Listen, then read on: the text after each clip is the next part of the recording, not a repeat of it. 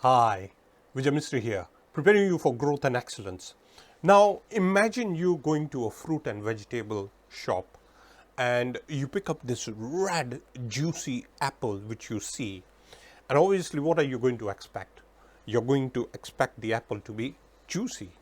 But when you really eat it, it's not as juicy as you expected it. Similarly, when it comes to your clients, your customers, your employees whom you recruit, or any of your stakeholders or your supply chain, you need to make sure that you have enough criteria, you have enough questions to test the waters, to make sure that you have the right partners in whatever endeavors and initiatives you are taking or projects that you are taking.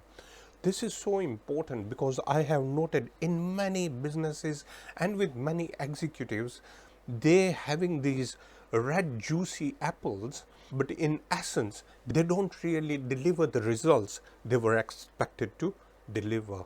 So be very cautious and be very careful and be very attentive. Ask the right incisive questions to make sure that you have enough insights for you to make the right choices and decisions. I hope this helps.